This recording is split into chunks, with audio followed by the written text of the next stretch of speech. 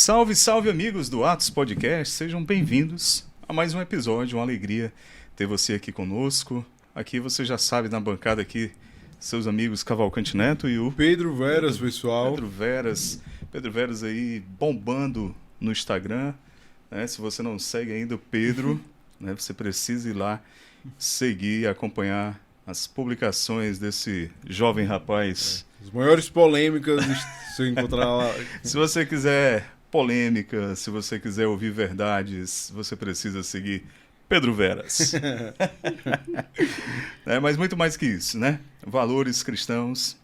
Mas hoje nós estamos aqui com a nossa convidada, Dona Lúcia Negreiros. Dona Lúcia, muito obrigado por ter aceito o convite.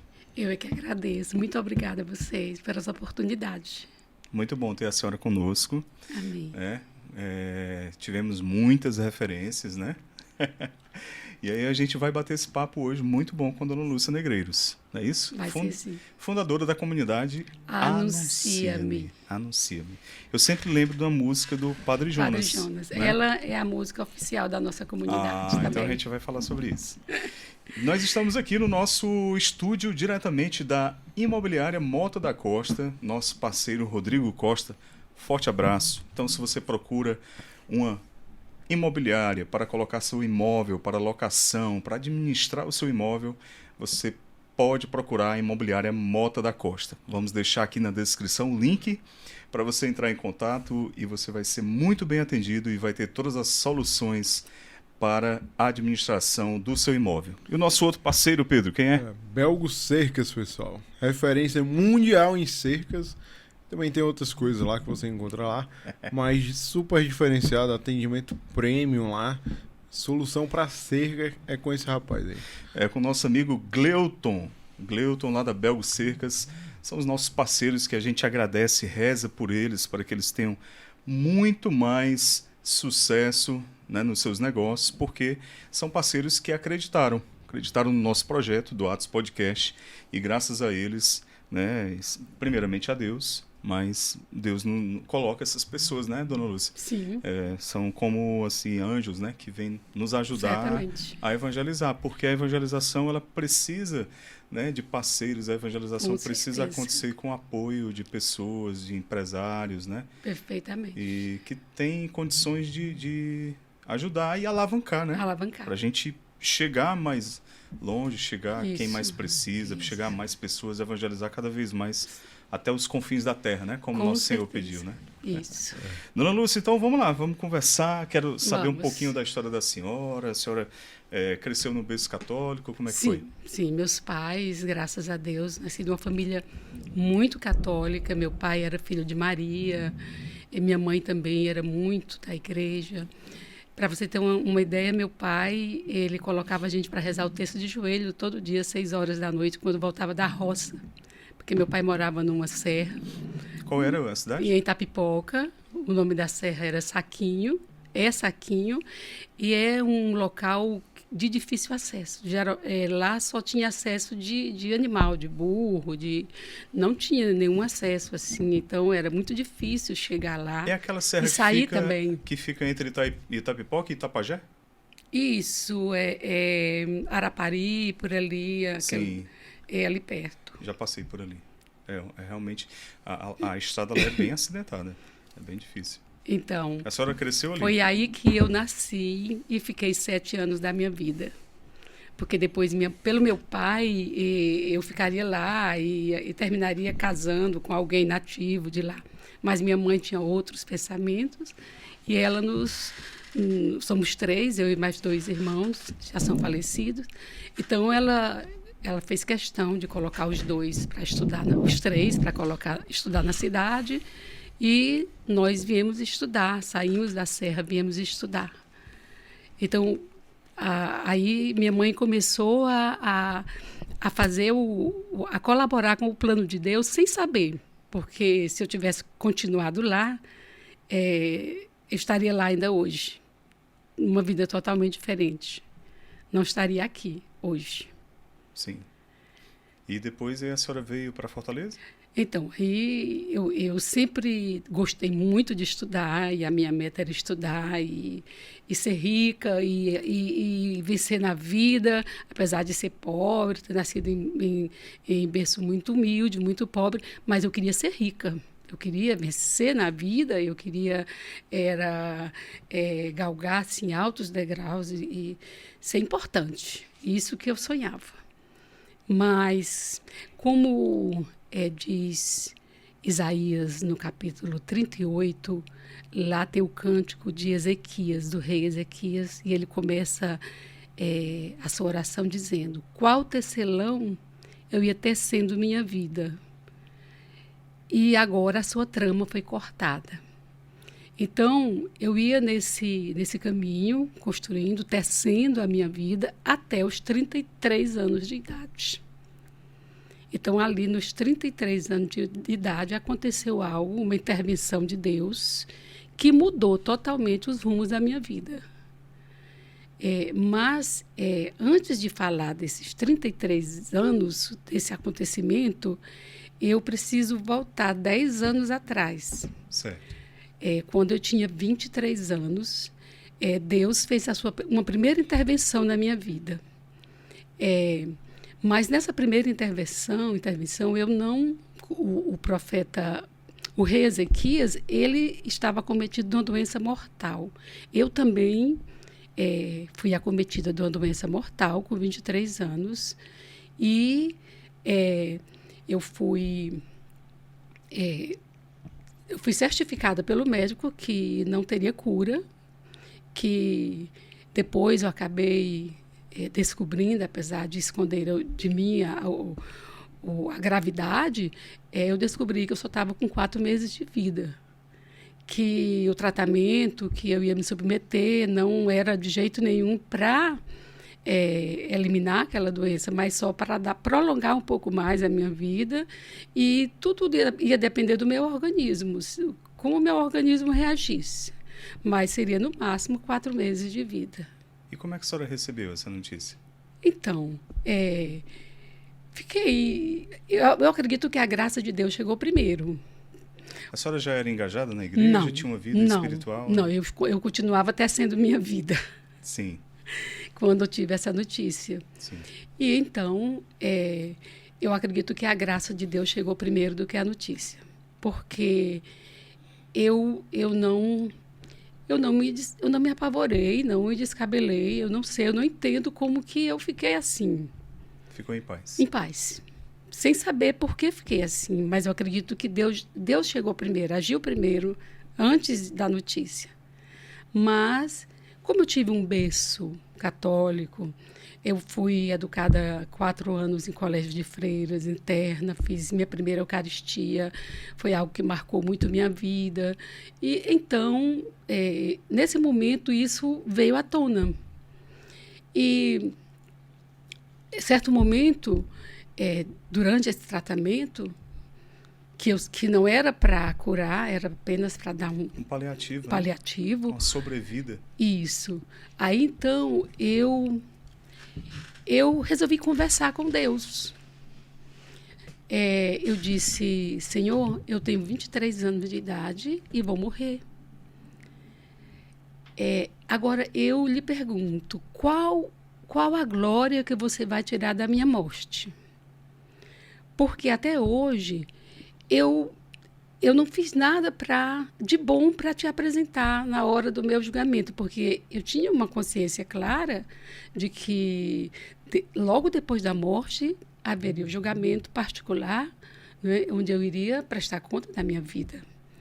Então, o que mais me apavorava, por incrível que pareça, não era tanto a morte em si, mas esse momento. Prestação de contas. A prestação de conta. Então, eu disse: Senhor, eu não tenho nada para te apresentar nessa hora. Eu não vou ter nem como levantar a minha cabeça para de vergonha da minha vida. Até hoje eu vivi me olhando no espelho, vendo só a mim mesma. Nunca me preocupei com a dor do outro, de ninguém. Então, eu nunca fiz nada de bom na minha vida. Eu só pensei em mim mesma. em crescer, em ter um futuro. Então, eu quero negociar contigo. Eu já não tenho mais essa vida. Essa minha vida já está condenada a morrer. Então, se você me der essa vida de volta, daqui para frente, essa vida que você vai me dar daqui para frente não é mais minha, é sua. Porque a minha vida está fatada a morrer, a terminar com 4 meses. Mas a outra vida, que eu tiver depois dela, ela é sua. Então, essa vida eu vou consagrar a ti e vou viver para te servir. Então, vai ser um negócio bom para mim, que vou continuar vivendo, e vai ser um negócio bom para você, que vai ter uma serva para te servir durante a sua vida inteira. Bem, quando eu fiz essa oração, eu fiz do profundo do meu coração. Eu fiz com toda sinceridade. Claro, eu queria minha vida, eu não queria morrer com 23 anos. Então... Mas a senhora estava num estado de lucidez, não é isso? Estava no estado de lucidez. Não estava internada, não? Não, eu não cheguei a me internar. Certo. Internei para fazer a cirurgia, mas o tratamento foi todo em casa, saindo para... inclusive, o momento dessa oração eu fiz caminhando entre a minha casa e o consultório do médico, que eu tinha que estar lá de 15 em 15 dias para as revisões. Então, no caminho, eu fiz essa oração ao Senhor. E, fiz a oração e continuei o tratamento. E aconteceu que passou os 4 meses, 5, 6, 7, completou 1 ano e nada acontecia. Eu estava bem, continuava. E o que os médicos diziam? Então, quando completou 1 ano, o médico chamou para revisão, fazer série de exames. E aí, então, depois de todos os exames, o médico me chamou e disse: olha, aconteceu um milagre na sua vida. Porque eu não vejo mais nem as marcas da cirurgia que foi feita. Porque eu fui aberta, a metade fui aberta para retirar um nódulo entre o pulmão e a espinha. E ele declarou que nem essas marcas estavam mais, ele não via mais. E que tinha sido um milagre, que eu estava curada. Só que, Neto, eu tinha 23 anos, como eu te disse, a trama da minha vida foi cortada com 33. Então, eu fiquei mais 10 anos vivendo a minha vida, né? Tecendo a minha vida.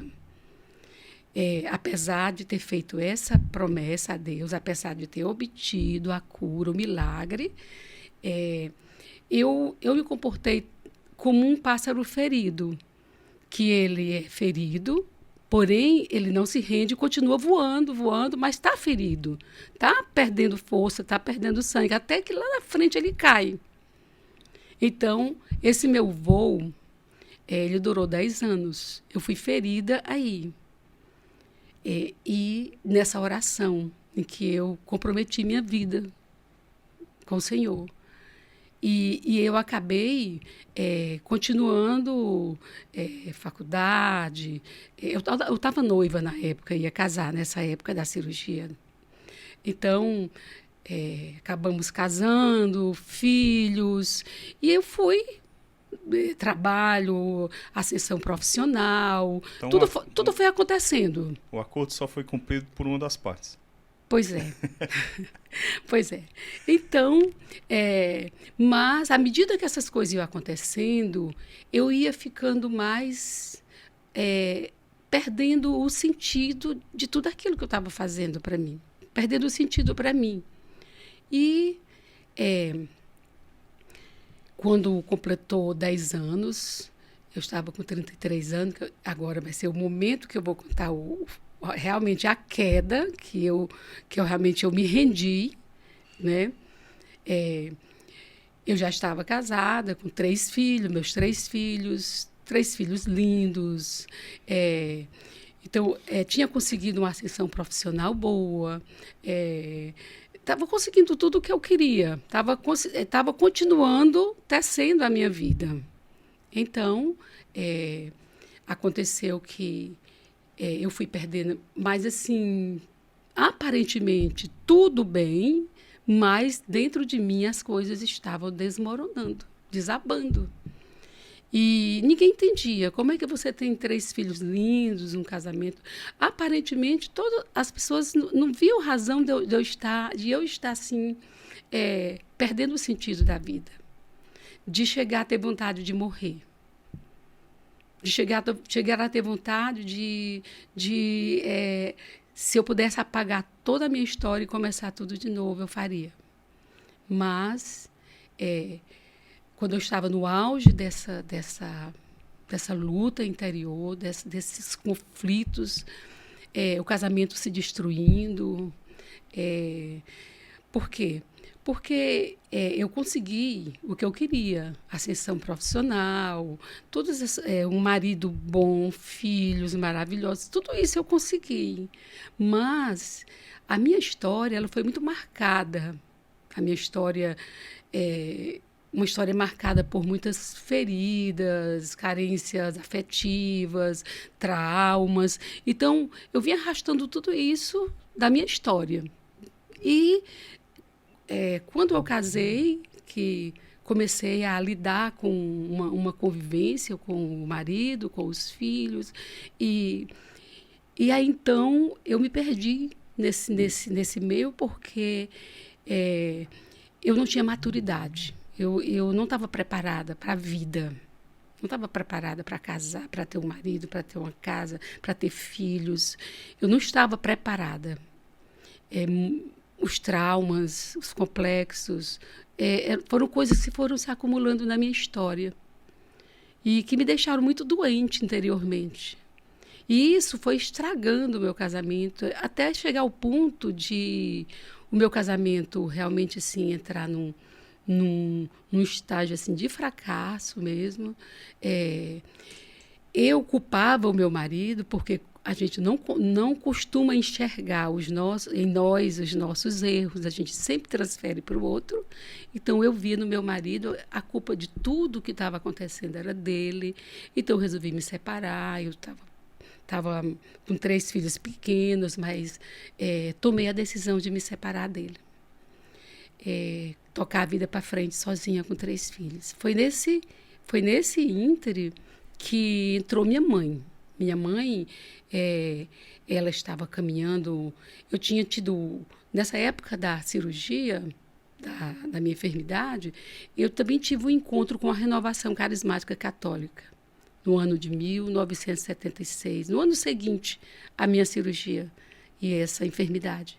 Então, eu tive um encontro com a Renovação Carismática Católica e ali também Deus começou a me seduzir. Mas eu não estava pronta para entregar minha vida a Deus. E então eu fiquei, sabe, em cima do muro. Eu não me decidi por Deus naquele momento. E eu, então, me voltei para a minha vida, que eu já vinha tecendo de muito tempo, e continuei essa vida. Depois que tudo isso aconteceu, eu cheguei nesse momento assim de chegar a querer morrer mesmo.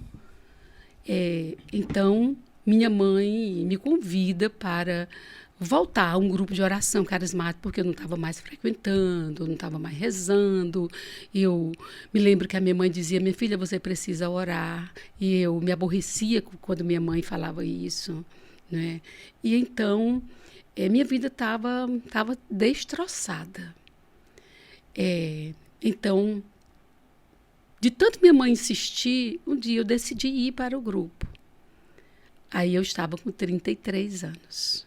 Foi a idade em que a trama foi cortada, em que realmente Deus fez uma obra que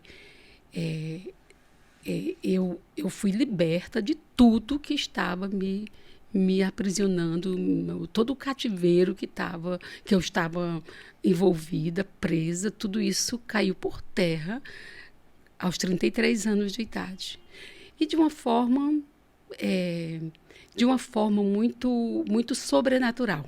E as coisas sobrenaturais não se explica, né?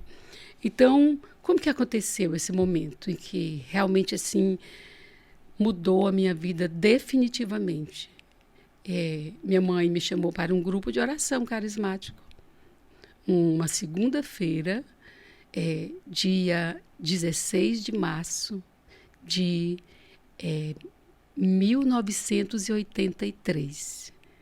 Lembro direitinho o dia, a hora, como eu entrei ali, como eu cheguei ali, arrasada, acabada, destruída. E eu me lembro que quando eu cheguei naquele grupo de oração, me chamou a atenção a alegria de uma jovem com o marido na frente, fazendo uma animação, um louvor no grupo, e eu olhei para ela e senti inveja, uma inveja assim santa de ser alegre como ela. Eu queria ter aquela alegria. E eu disse para mim mesma, eu queria ter essa alegria. E então cheguei no grupo, me lembro que fui para uns bancos mais atrás, e não lembro mais nada.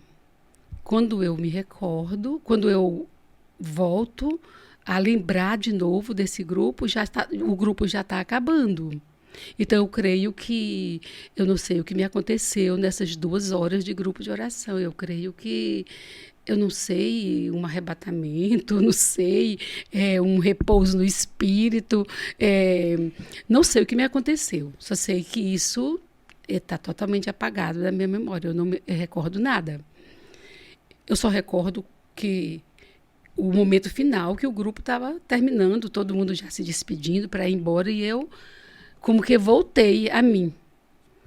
E quando eu voltei a mim, eu percebi que eu já não era mais a mesma. Aquela alegria que eu tinha pedido quando cheguei, eu agora estava experimentando aquela alegria daquela jovem.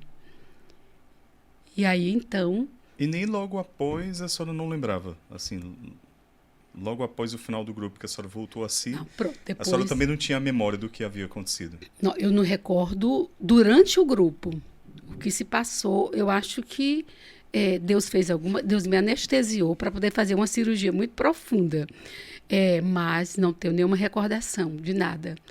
Depois do grupo...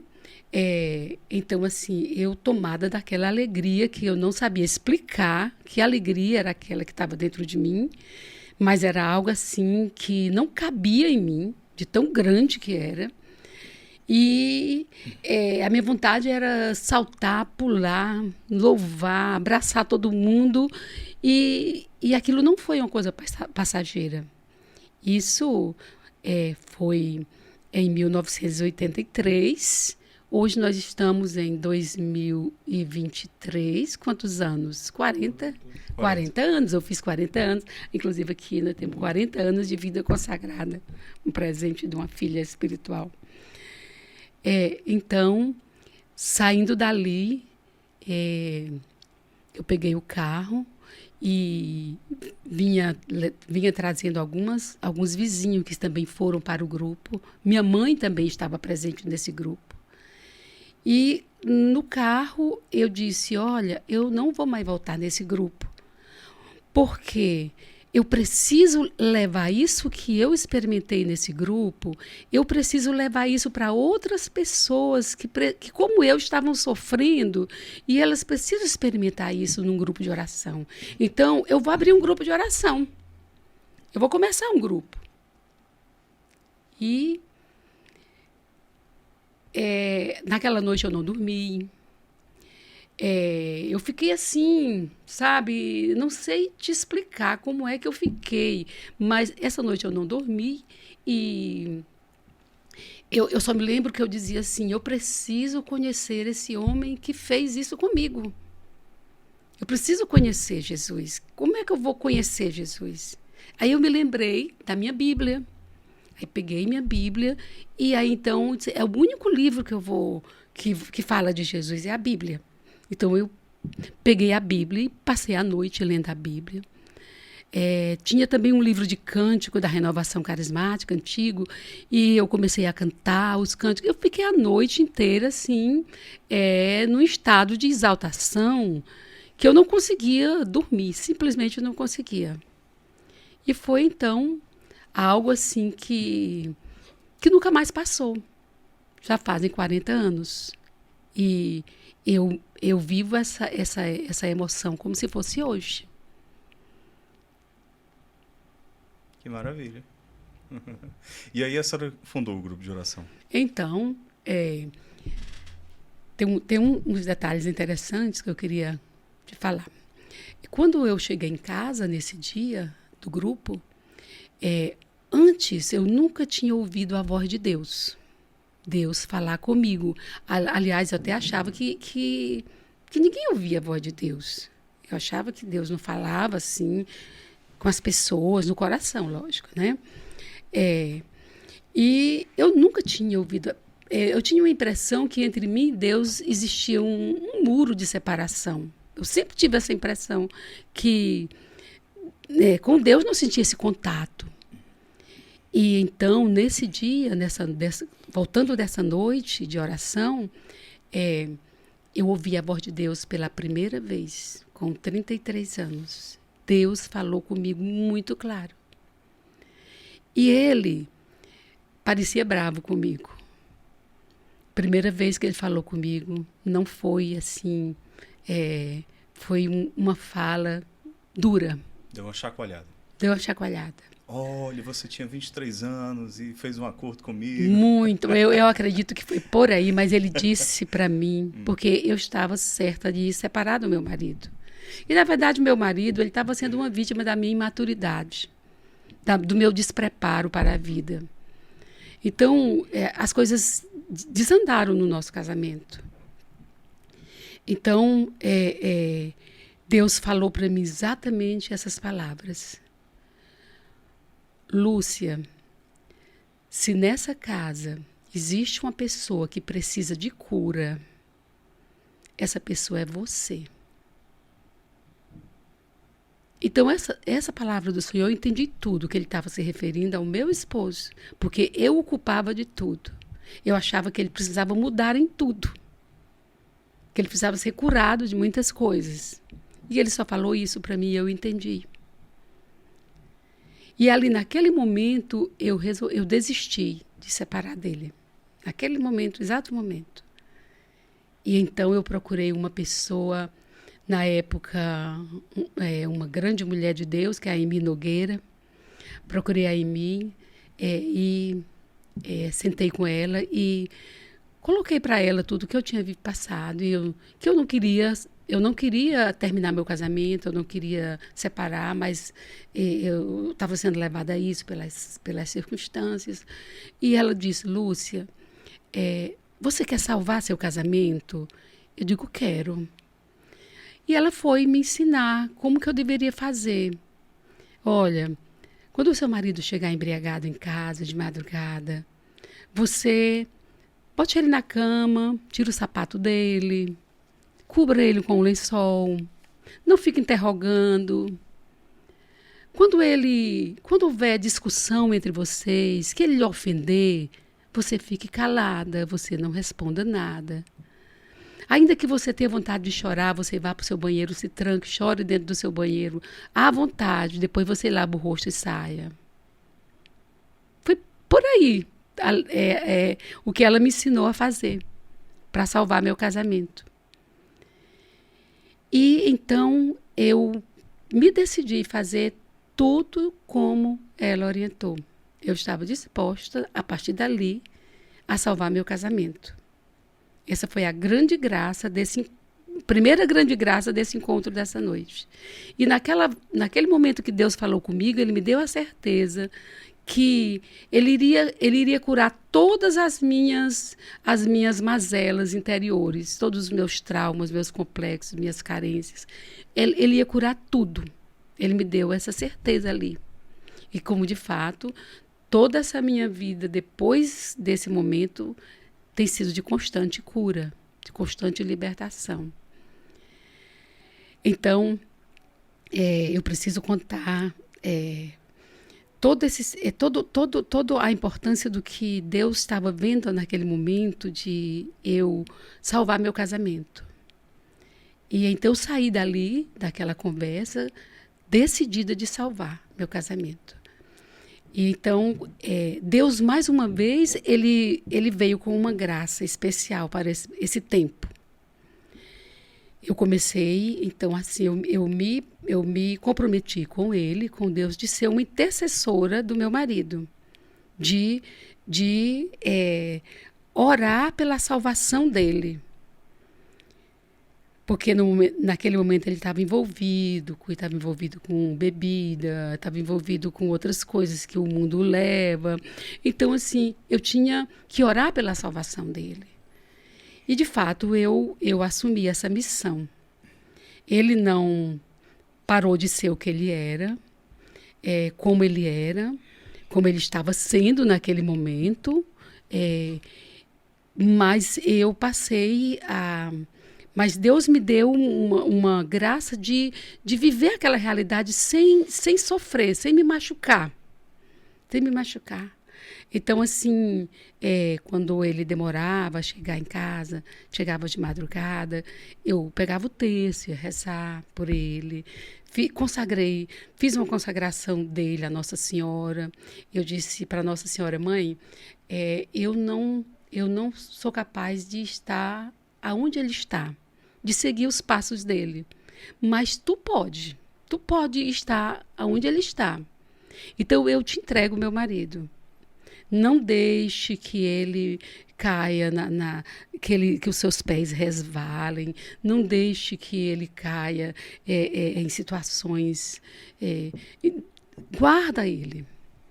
E consagrei a ela, o meu marido.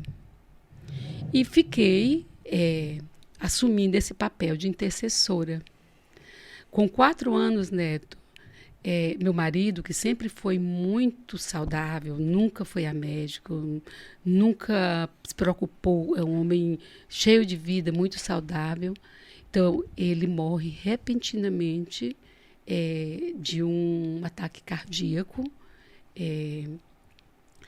em plena Praça do Ferreira, trabalhando, saiu do trabalho, ele era contador num banco, tinha um escritório, e ele ia saindo em plena 6h30 da noite, horário de pique, que todo mundo está saindo do trabalho e está se dirigindo para casa, e ele tinha que atravessar ali a Praça do Ferreira para ir para o escritório dele, que ficava no outro lado da praça.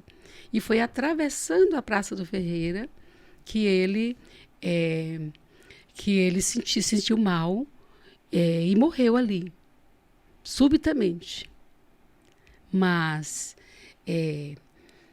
durante todos esses 4 anos de intercessão e de oração, eu nunca duvidei que Deus ia converter e salvar meu marido.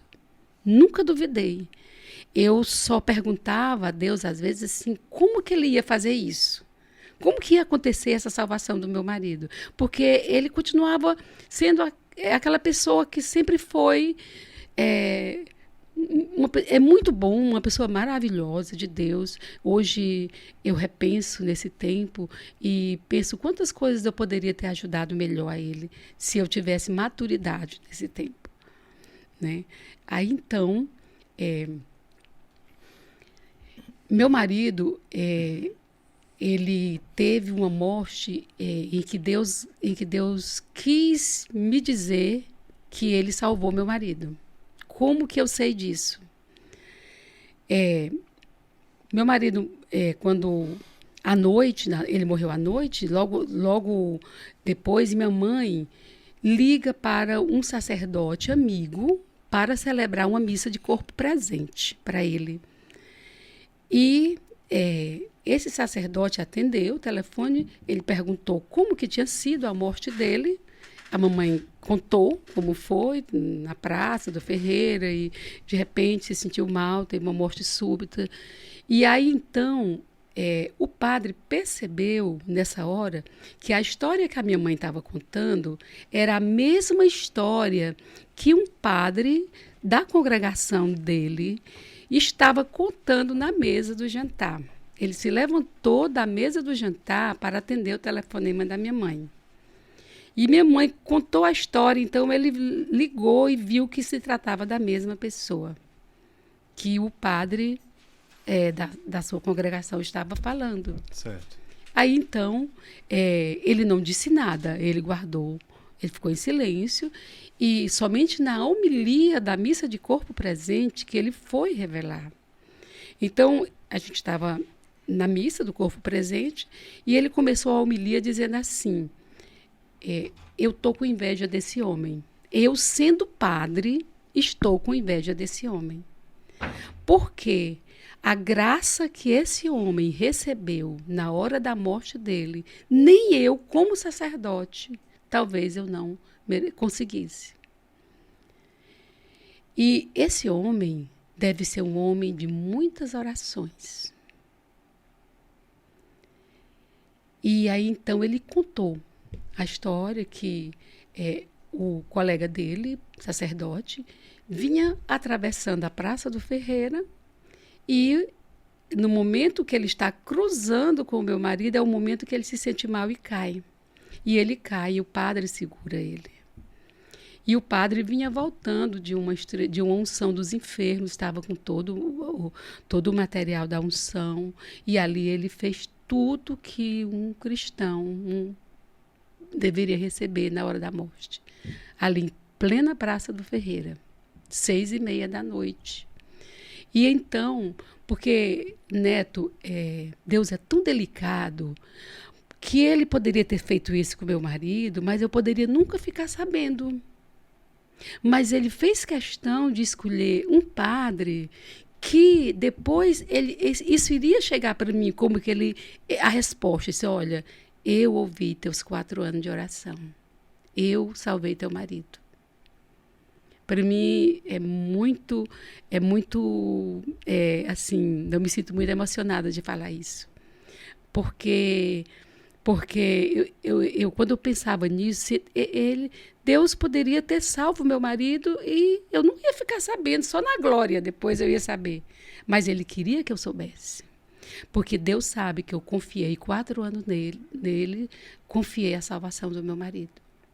E ele quis me responder. Então, esse foi uma história linda com Deus que eu vivi depois dessa noite que eu me rendi a Deus aos 33 anos. A primeira coisa que Deus quis fazer foi agir dentro do meu casamento, que estava destroçado. E então, depois que o meu marido faleceu, eu fiquei viúva e eu pensava de continuar viúva, mas eu tinha 3 filhos pequenos e acabei cedendo à questão assim de como criar 3 filhos sozinha, assim, a figura de um pai, uma figura paterna. E Deus colocou um José na minha vida. Hoje eu tenho um marido maravilhoso que criou meus filhos, que é o pai, é o avô dos meus netos. Foi realmente assim uma escolha de Deus, esse segundo esposo que ele me deu. Então, esse foi o lado pessoal da minha vida que essa noite de intervenção de Deus, Deus trabalhou no meu lado pessoal e trabalhou o lado também da comunidade, da fundação da comunidade. Certo. Então, a fundação da comunidade, Só um segundinho, esse é o episódio bom, né? Que a gente só senta, Escuta. escuta. Gente, desculpa. Porque Não. eu falo demais. Eu não tô dando é um oportunidade. elogio mesmo, que esse é o episódio bom mesmo, que a gente não aparece, esse é o nosso objetivo. Exatamente. Exatamente. Mas iniciou com um grupo de oração, foi isso? Foi. A senhora Então, primeiro fundou o grupo de pronto. oração. Esse grupo de oração que eu sofri essa intervenção de Deus, era uma quarta-feira, 16 de março. E para você ver como as coisas de Deus, Neto, são assim inexplicáveis. Eu, de uma pessoa destroçada, que cheguei nesse grupo numa quarta-feira, na outra quarta-feira, 8 dias depois, eu já estava ministrando o grupo de oração. Como que isso é possível? Uma pessoa que há 8 dias se encontrava até com vontade de morrer, com a vida destroçada. E tem também um episódio desse grupo, desse momento do meu rendimento a Deus. Minha mãe também estava nesse grupo de oração. E minha mãe, ela sofria de artrite reumática e os médicos já tinham dito para ela com certeza que ela ia brevemente terminar numa cadeira de rodas, cheia de dores, tendo que tomar muitos remédios, corticoide e tudo mais, devido a era muito grave o caso dela. E ela, nessa noite, mesmo entre as dores, ela decidiu ir para esse grupo de oração. Ela que ia me levando para esse grupo. Então, acontece que nesse grupo ela foi miraculada também. Ela foi curada da artrite reumática e já estava condenada a em breve ficar numa cadeira de rodas, sofrendo dores horríveis, e não tinha como ela se livrar desse destino. Neto, minha mãe está com 99 anos, minha mãe. Para o ano ela faz 100. Neto, minha mãe não tem uma dor. Da ponta da unha da mão ao dedão do pé, ela não sente uma dor. Ela se locomove, ela se levanta, ela se senta melhor do que eu. Que grupo de oração, hein? Ainda existe esse grupo. Olha. Tem um nome, um endereço. A gente ainda não tá precisando não, graças a Deus. Mas vai que um dia, né? É bom ter anotado, né? Eu preciso. Eu vou hoje mesmo lá. Cura de depressão a artrite, meu amigo. Que maravilha, viu? Mas realmente é impressionante. E então, eu não... Essa alegria até hoje não acabou. Essa alegria até hoje, ela continua... Se renova. 40 anos, se renovando. Não, então, imediatamente eu procurei o pároco da paróquia, pedi permissão para começar um grupo de oração. Ele foi muito compreensivo, acolheu. E de maneira que... Como que eu fiz para começar esse grupo? Onde é que eu vou atrás das pessoas para fazer esse grupo? Quem que vai para esse grupo? Porque eu já queria fazer o grupo na quarta-feira seguinte. Só não tinha respostas ainda, só sabia que queria fazer o grupo. Era algo que me impulsionava, era um impulso muito forte que me levava. Então, eu comecei a sair batendo nas portas dos vizinhos da minha mãe, convidando para participar de um grupo de oração. Uma coisa assim, sim, sabe? Movida a paixão mesmo. Então, eu saí batendo nas portas, convidando o outro, e outro, e outro. E o grupo, quarta-feira, estava lá. 9 pessoas. Começamos o grupo com 9 pessoas. Na quarta-feira seguinte. E daí para agora, até hoje, não parou mais. Foi então nesse pequeno grupo de 9 pessoas que germinou essa semente da comunidade. Porque nós ficamos 5 anos ainda como grupo de oração. A gente não conseguia ver nossa identidade de comunidade. Éramos um grupo paroquial, um grupo de oração paroquial. Depois de 5 anos, aí o grupo cresceu, logicamente, né? Foi crescendo e pessoas foram aderindo, foram chegando, e começamos a fazer seminário de vida no Espírito Santo. Depois começamos a fazer visita de missão de porta a porta, casa em casa, nas famílias. Então, naquela época, isso não existia, missão casa em casa, o católico visitando as famílias, fazendo missão. Isso não existia na igreja. Eu me lembro que só quem tinha essa experiência aqui em Fortaleza era o Padre Caetano, lá no Pirambu. Sim. Foi na mesma época. Padre Caetano, inclusive, foi meu orientador espiritual. Tinha assim, muita assim, ligação com ele, com o Padre Caetano. E então, fora o Padre Caetano, só quem fazia missão porta a porta, de casa em casa, éramos nós. Esse grupo, né, que já estava há 2 anos, 3 anos caminhando. Então, nós passamos a fazer missão de casa em casa. E eu me lembro como era a alegria, a admiração das famílias, aquelas pessoas simples, porque nós estamos numa periferia, né? Estamos numa periferia, ali quase assim, dentro de uma grande favela, ali, aquela favela do Garibaldi. Então, ali... Qual é o bairro lá? Serrinha, próximo ao S. Certo. Próximo ao aeroporto também. Sim, certo. Fica ali. Então, ali é um campo de missão muito, muito fértil. E então, o grupo foi crescendo, nós fomos realizando seminário, mais e mais gente foi chegando, e quando nós completamos 5 anos, então a gente foi se descobrindo. O Shalom já estava caminhando, né? Tinha começado já, foi a primeira comunidade que surgiu. Então, a gente foi se espelhando nessa realidade nova que estava surgindo, que eram as novas comunidades, né? Que foi esse fenômeno que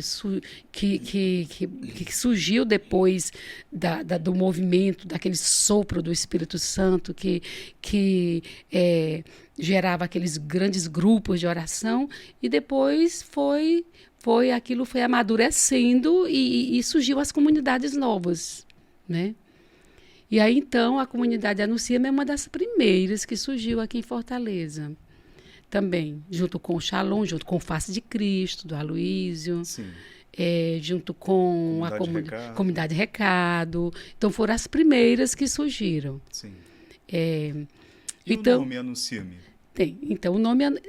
Tudo isso foi surgindo assim...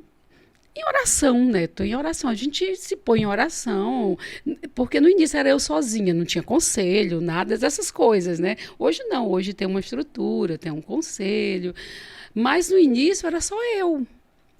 Então, estava tudo muito assim, ainda no meu coração. E então eu fazia retiro, me colocava em oração, e ali ia surgindo as moções, o nome, o slogan. Eu me lembro que o slogan da comunidade é muito bonito. Não tenho aqui para te mostrar agora, mas... Deixa eu acessar aqui. No Instagram tem, não tem? Tem. Comunidade Anuncia-me. Ele é uma pessoa onde aparece só a parte...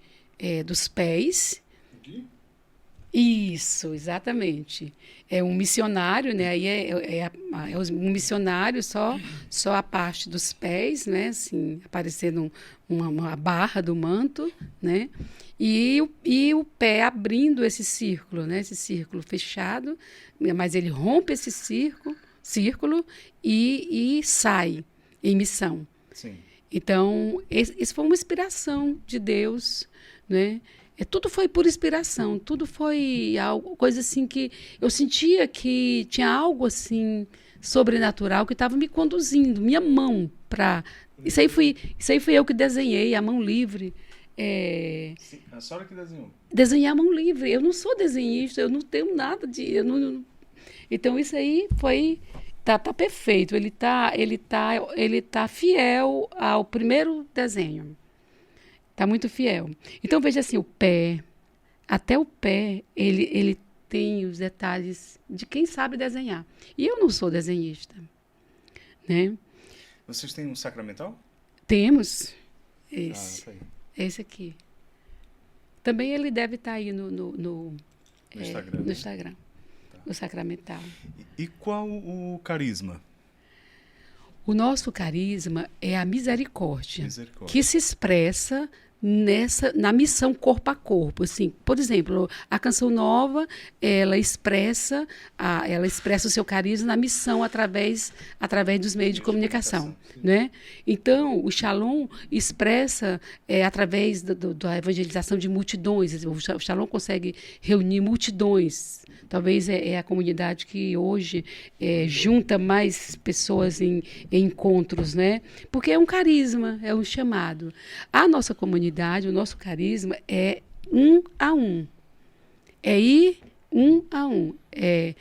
Tanto que a palavra inspiradora do nosso carisma está lá em Lucas 15, de 4 a 7, que é a parábola da ovelha perdida, onde Jesus deixa as 99 e sai em busca da única ovelhinha que se perdeu. Então, o nosso carisma é a misericórdia, mas essa misericórdia ela se expressa através dessa missão corpo a corpo, indo a pessoa a pessoa. Esse é o nosso chamado. Então, nós não reunimos multidões, porque não é o nosso carisma. Até no início a gente conseguiu reunir muita gente, mas porque trazíamos assim pessoas expoentes assim da renovação a nível nacional, mas a gente fazia isso porque trazia esses expoentes. Mas depois a gente foi amadurecer que não era para isso que Deus nos chamava, para trazer pessoas que estavam fazendo sucesso e juntar uma multidão. Hoje a gente tem muita assim, tranquilidade de que o nosso trabalho não é um trabalho que aparece muito, mas é um trabalho de massas, mas é um individualizado, individualizado. personalizado. Né? Exatamente. Exatamente. Tem algum baluarte? O nosso baluarte é o grande São João Eudes. Eu acho que você não conhece, porque é um santo desconhecido. Muito pouco, conheço muito pouco. Ele é um santo francês, mas que nós temos a honra de termos assim, junto com o Dom Aloysio Loscheider. Não sei se você chegou a conhecer o Dom Aloysio. Não, pessoalmente não. Você é muito jovem, né? Acho que você era ainda um menino, né? Quando ele saiu daqui. Pedro conheceu o Pedro. Conheci, eu sou da época do Dom José pra cá. Então, nós conseguimos trazer para cá os eudistas. Os padres eudistas hoje estão aqui no Brasil. Eles entraram no Brasil por Fortaleza. Foi? Exato, eles entraram por Fortaleza e fomos nós, porque eu sou a primeira associada eudista do Brasil. Olha só. Eu descobri a minha identidade espiritual. Eu descobri que eu sou uma filha de São João Eudes. Então, ele foi dado por Deus como nosso baluarte espiritual. E, ao mesmo tempo, a família dos eudistas também, a gente percebeu que Deus queria nos dar também de presente a família eudista. Então, nós, junto com o Dom Aloysio, junto ao Dom Aloysio, nós conseguimos assim, fazer com que o Dom Aloysio se sentisse chamado a dar esse passo, encorajado a dar esse passo de convidar os eudistas a estarem em Fortaleza, primeiro para fazer um trabalho com os seminaristas, nos seminários, mas hoje eles têm residência própria aqui, eles têm... Isso. Tem uma paróquia, né? Tem uma paróquia, São João Eudes, Cidade dos Funcionários, se não me engano? Não, ali próximo do Luciano Cavalcante. Luciano Cavalcante, isso. Próximo à Câmara. Isso, exatamente. Tá joia. Dona Lúcia, e hoje a comunidade Anuncia-me, ela está estruturada como? Existe comunidade de vida ou apenas aliança? Bem, como é que vocês se organizam? O forte mesmo da nossa comunidade é a comunidade de aliança, mas nós temos experiências de vida. Nós temos experiências de vida já de 30 anos, nós temos consagrados já definitivos, que já fizeram compromissos até a morte na comunidade. Mas o que nós assim temos assim de mais numeroso na comunidade são os consagrados de aliança, casais, jovens, idosos. Então é algo assim muito forte que nós conseguimos assim fazer um trabalho bonito, um trabalho que realmente faz a diferença na vida de muita gente. Muitas conversões, muitas mudanças de vida acontecem. E a comunidade de vida é uma expressão menor, mas porém muito rica. Sim. Mas Deus nos deu esse presente também da comunidade de vida. Os estatutos foram já submetidos a... Bem, os nossos estatutos ainda estão... nós ainda estamos... Nós tivemos uma primeira aprovação com o Dom Aloysio Lochaida. Mas naquela época ele não exigia, o Dom Aloysio, um estatuto dentro dos conformes. Nós precisamos agora atualizar nosso documento. É isso que nós estamos fazendo agora, né? O nosso bispo já está quase entregando para outro, né, agora, mas com certeza, se não for com ele, vai ser com o próximo, né? Então, nós estamos aí nos preparando para entregar esse segundo documento da nossa comunidade, Estatuto. Joia. A senhora é a Comunidade de Aliança? Eu sou Vida Externa. Ah, tá. É algo assim que, como eu sou fundadora, né? Sim. E quando Deus me chamou, eu já estava casada, Sim. né? Quando Deus começou comigo essa obra, eu já estava casada. Então, eu vivo uma aliança, eu vivo uma comunidade de vida externa. Sim. É algo que é só o fundador que peculiar, né? Peculiar, exatamente. Tá ótimo. E como é que se expressa acho que a senhora já respondeu mais ou menos como se espera a espiritualidade da comunidade, né? De que forma vocês costumam rezar? Quais são as práticas, os devocionais assim mais característicos da comunidade Anuncia-me?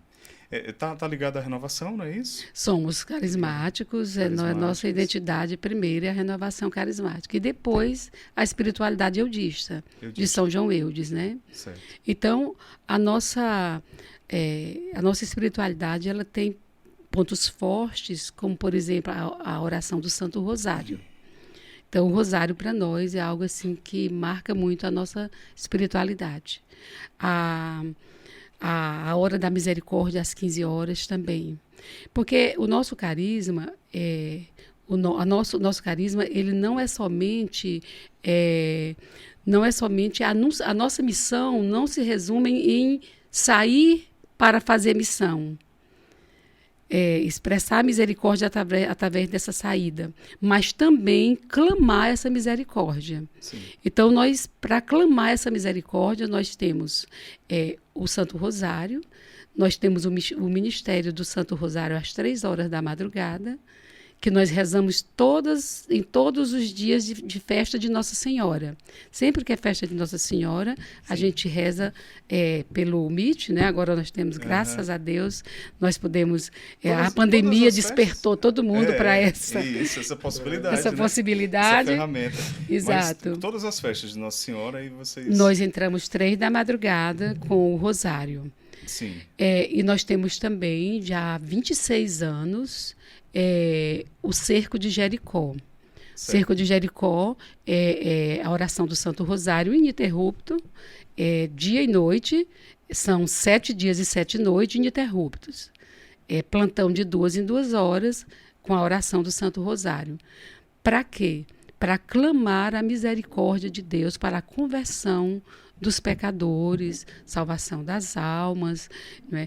Exatamente essas pessoas que nós saímos para ir nas suas casas, a gente também tem a obrigação de clamar por elas. Entendi. E o caminho vocacional, toda a evangelização da comunidade começa nos grupos de oração? Bem, nós fazemos um caminho assim. Na comunidade, nós temos 3 degraus. Tem o primeiro degrau, que é dos acolhidos. Certo. São aqueles que fazem seminário. A porta de entrada na comunidade é um seminário de vida no Espírito Santo. Certo. Aqueles que desejam permanecer conosco, porque tem muitos que vêm, são das paróquias, retornam, não ficam. Mas tem um grupo que fica. Então, esse grupo que fica, ele é acolhido.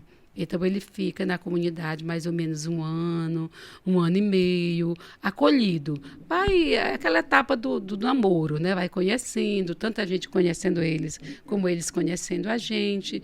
E a gente vai caminhando e eles vão também criando afeição, amor pela comunidade, se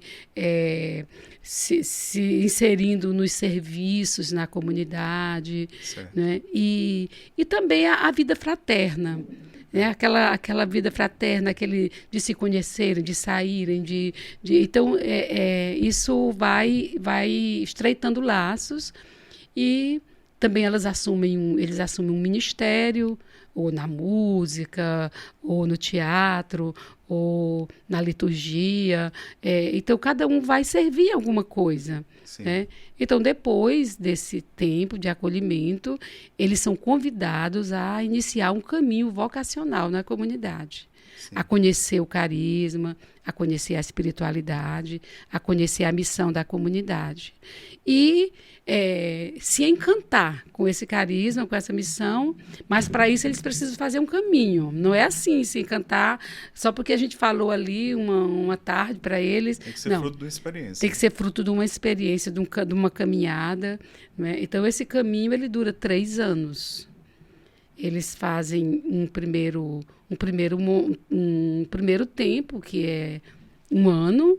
Depois eles passam para um terceiro degrau, que eles passam 2 anos, e aí então já estão aptos, aqueles que realmente dão o seu sim, se identificam depois de um discernimento junto com eles, eles então fazem a consagração. Joia. Estudo, vocês se dedicam a algum tipo de estudo? Doutrina da igreja, catecismo, existe algum tipo de dedicação? Nós temos o nosso material de estudo, porque esse caminho ele é feito com um material de estudo. Tá. Né? Então, nós temos catecismo da Igreja Católica, a Bíblia é o básico, né? Então, a Bíblia Sagrada, a Lécio Divina, todos os dias, a primeira hora do dia, a Lécio Divina. Né? Para a Lécio Divina, nós temos uns textos de apoio, que nós temos traduzido. Eu fiz a tradução de 11 apostilas do padre Fidel Onioro, que é um biblista muito, muito renomado. Padre Fidel, que ele fez esses textos de apoio para a Lécio Divina, para os 3 anos, ano A, ano B, ano C, da liturgia. Tá. Né? Então, esse material, são 11 apostilas no total. Então, eu trabalhei essa tradução, todo dia foi um trabalho muito árduo, mas hoje é um material de base para a formação, nesse caminho vocacional. Se bem que qualquer pessoa que queira ter acesso a esse material pode, porque é para trabalhar com o evangelho do dia. Entendi. Certo? E São João Eudes, tem alguma literatura, tem livros? Olha, São João Eudes, pelo fato de ele ser pouco conhecido e estar entrando agora no Brasil, ele tem pouca coisa traduzida para o português. Né? Algumas coisas eu traduzi, nós temos um best-seller dele que é Vida e Reino de Jesus na alma dos cristãos. Eu fiz a tradução para a comunidade poder estudar, né? Traduzi outras coisas. Portugal também, que as Irmãs do Bom Pastor, elas também têm algum material em português de Portugal, mas a gente aproveita também, né? Mas tem pouco material dele traduzido, ele é mais espanhol. Francês, é isso? Ou espanhol? Ele é francês, mas a província da Colômbia, que fica lá em Bogotá, na Colômbia, eles têm todo o material traduzido para o espanhol, né? E a gente pega do espanhol, né? Porque a nossa facilidade é mais com o espanhol. É verdade, é verdade. Dona Lúcia, hoje a comunidade tem quantos anos? 40 anos. 40 anos, que é exatamente o tempo. 40 anos, mas eu te digo 40 anos contando com os grupos de oração. Mas tirando os anos do grupo de oração, 35. São 35. 35 anos. Então a gente celebra 35, não celebra 40. Entendi. Entendi. Porque é como se fosse uma gestação, Tá certo. né? Isso, A isso. gente não conta o tempo de anos da criança quando ela é gerada, mas quando ela nasce, né? Sim. Maravilha. Obrigado, dona Lúcia, pela sua partilha, viu? Olha, eu espero ter contribuído, Sem dúvida alguma. entendeu? E para mim foi uma bênção tocar nessa história, porque é uma história de salvação, né? Sim, É sem uma dúvida. história muito Depois de cativante. 40 anos, dona Lúcia, valeu a pena? Nossa, não tem dúvida, Dá não pra tenho prestar dúvida. conta já? Olha, eu ainda tenho medo. Eu acho que eu ainda tenho que caminhar bastante. É isso aí. A gente fica naquela expectativa, né? Será que o Senhor vai nos chamar servo bom e fiel? Venha né, para a mesa banquetear. O Senhor vai dizer servo inútil. É.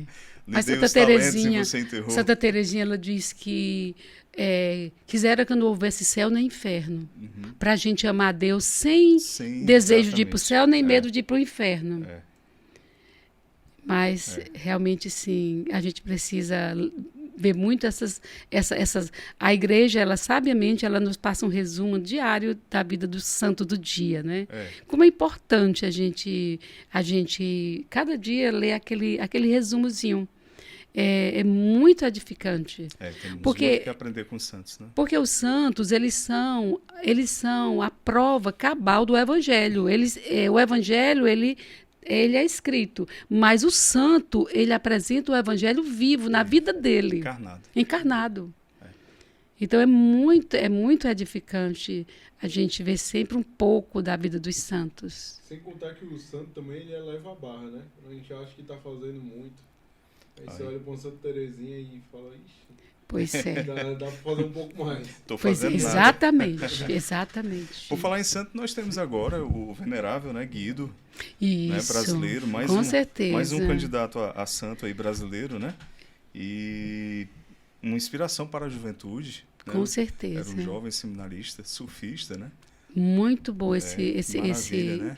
essa graça que agora a gente está alcançando Um santo dos dessa... nossos tempos, né? Exatamente, Tá só exatamente. subindo aqui no Brasil, né? Tem a Só subindo. Benigna. Benigna. É. O primeiro foi São Frei Galvão, né? Frei Galvão, Madre Paulina também, Tem a- Santa tem a Dulce. Santa Paulina. Dulce, né? Tem a Dulce, tem um da Opus que tá lá também no processo, que é o Marcelo. Acho que é Marcelo o nome dele. O padre Guido, o padre Guido, Léo. o padre E Cícero. Padre Jonas, né, é o que está o aí candidato o aí, né? candidato também, né?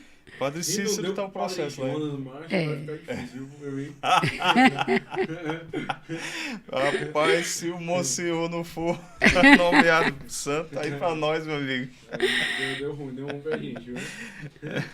Dona Lúcia, foi uma alegria Igualmente, tê-la Neto. aqui conosco. Amém. As portas estarão sempre abertas para a comunidade Anuncia-me. Amém. Tá Amém. certo? Eu agradeço. Conhecer a Sim, comunidade. Vamos lá um pois dia então, conhecer. seria um Mostrar pro prazer pessoal como imenso. é Isso. Na prática, né? Com E certeza. você, filho espiritual da Dona Lúcia, compartilhe esse episódio, esse vídeo com todos aí da comunidade Anuncia-me e também com todos que não são da comunidade, para que essa mensagem, Amém. esse testemunho, né, tão edificante, chegue a mais e mais pessoas. Não é isso, Dona Lúcia? Amém, com certeza. Pois nós vamos deixar aqui na descrição do vídeo o Instagram da comunidade, né, Pedro? Mais alguma coisa? Exatamente. E se inscreve no canal, pessoal. Estamos hoje no dia que está sendo gravado com 820 inscritos. Glória E a a gente tem Deus. que bater 1000. Tá desligado. Esqueceu. Hoje a gente tá com 820 Desde inscritos aquela hora. e a gente vai ter que chegar a 1000 inscritos, tá bom? Então, Valeu, se inscreve aí no gente. canal, por Deixa, favor. Amém. deixa o like, né, Dona Lúcia? Uma Com mensagem certeza. final? Vamos deixar. Gostaria para os meus filhos espirituais? Pode. Pode. Para quem a senhora quiser. Então, eles ficaram frustrados porque eles pensavam que ia ser ao vivo, né? Não, vai ser gravado. Mas depois vai ser jogado aí, né? vai ser E vocês divulgado. vai ser divulgado e vocês vão ter oportunidade. Isso. Então, o que eu quero dizer para os meus filhos espirituais é que eu não me sinto essa mãe que eu deveria ser. Eu deveria ser mais uma mãe mais digna deles, mais Tô fazendo, tô batalhando, tô lutando para ser Tá isso. sim, tá sim. Entendeu? Com certeza. Quero ser, quero ser. Que Amém. bom, que bom. Gente, valeu. Obrigado pela sua audiência. Compartilha aí, dá o like, tudo mais, tá bom? Segue a programação. A gente vai avisar quando o episódio com a Dona Lúcia for ao ar, tá bom? Valeu, gente. Quando eles verem isso aí, já foi ao álbum. É mesmo. Não é ao vivo. É. Valeu, pessoal. Valeu.